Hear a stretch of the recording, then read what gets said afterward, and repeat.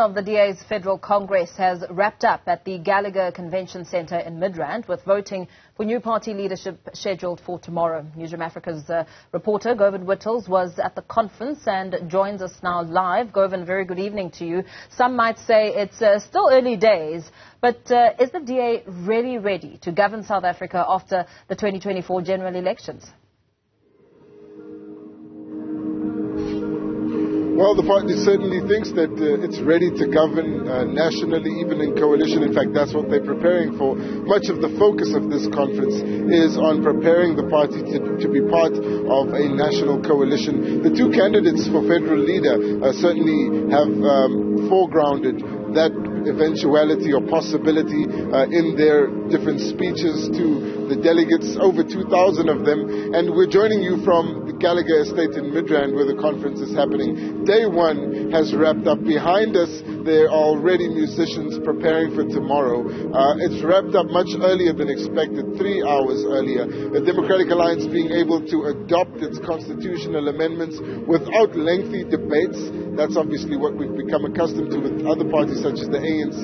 And it's now focusing on doing elections tomorrow, but also finalizing some of its policy positions. With us, we have Werner Horn. He's one of the spokespeople for the Congress, and he joins us just to talk about today's events. Werner, thank you so much for your time. It was an interesting day, two very different speeches by the leader candidates, and a quick run-through of the constitutional amendments. Is this quicker than you expected? Yes, it was a bit quicker than we expected, specifically the constitutional amendments. And ironically, I think that the saving in time was caused by the fact that we ultimately reverted back to the old system of delegates being holding up either a green card in support of a constitutional amendment or a red card in rejection or opposition, whilst the electronic system that we were planning on using, there was going to be about a 2-minute delay between each vote in order to process the outcome, whilst in the case of those constitutional amendments who enjoyed more or less unanimous support, it was of course quite easy on the basis of all of the green cards going up for the presiding officer to declare those to have passed. There were a number of constitutional amendments. We'd like to just go to a couple of ones that we have been talking about on Newzroom Afrika. There was a suggestion that the women's structure of the Democratic Alliance and the youth structure should be part of the Federal Council. What was the decision on that? Yeah, look, it was the proposal was really to change the representation of these ancillary structures, to give them representation on both the Federal Finance Committee, the committee that allocates budgets to the different structures of the party. That specific proposal did not pass. However, the proposals that the leadership of all of our ancillary structures be included in provincial executive and committees, that specific proposal did pass. As it is, our ancillary leaderships are already represented on both the Federal Council and the Federal Executive.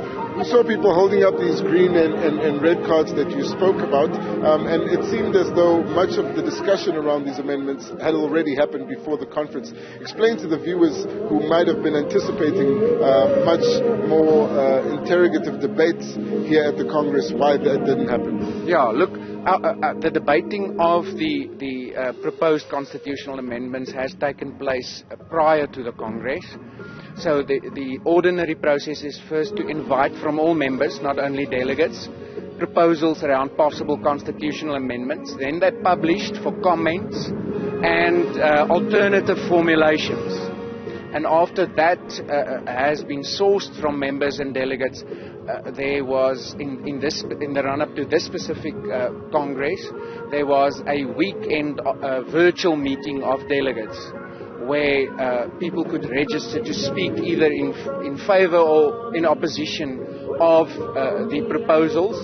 So by the time we arrived here, delegates had an opportunity to digest the proposals and to make up their minds whether they are in support or not. those are the nitty-gritties. Let's get to some of the more controversial bits. We saw that the presiding officers again restating their confidence in the voting system.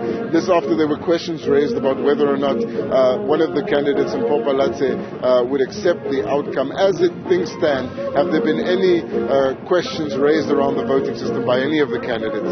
Yeah, look, in the run-up to the Congress, the Phalatse campaign did meet up with the presiding officers for I want to say, presentation based on, let's say, reservations amongst some members or delegates as to whether the online electronic system is really let's say, a confidential system, and whether there is a possibility, even through hacking, that the manner in which delegates have voted could be made public. The presiding officers has again assured Congress that OPA vote is not a South African system, it's a global system. It's used by political parties overseas as well as other institutions, and the OPA vote company has again assured us that up to now there's been no instance where their database has been hacked in order to leak the identity and the let's say, not only the identity but the manner in which voting delegates have voted in elections where their system has been used. So has that been accepted by Dr. Phalatse and the team?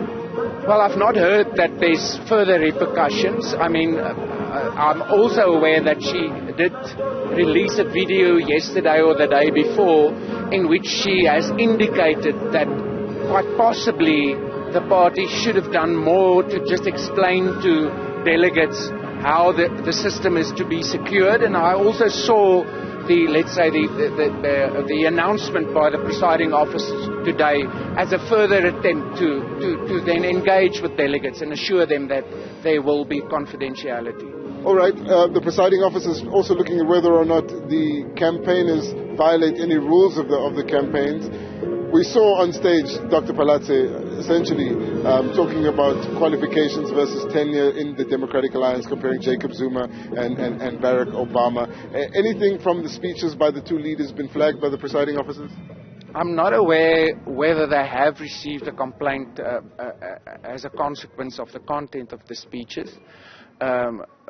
So, yeah, maybe that you will have to inquire from them whether there has been complaints. What can the viewers and people who will be watching this Congress very closely expect to see happening from tomorrow morning towards the end of the Congress? Yeah, look, tomorrow morning early, before 6 even, the voting delegates will receive their codes and links to electronically via the internet cast their ballots. There will also be for those who do not have smartphones or who maybe want to vote on computers, there will be 100 computers set up here for them to vote. That voting process has to happen between 6 and 8. Thereafter, Congress will proceed to both receive some organizational reports, financial reports for the period from the previous Congress. Policy resolutions, as you indicated, will be finalized, and then after awards will be made to the best performing province, the best performing fundraisers, etc. And then I think at about 1:30 the announcement of the successful candidates in the leadership elections will be made. Well, thank you so much. That's Werner Hoorn. He's one of the spokespersons for the Congress, coming to you live here from Midrand, wrapping up day one of the Democratic Alliance's 2023 Congress.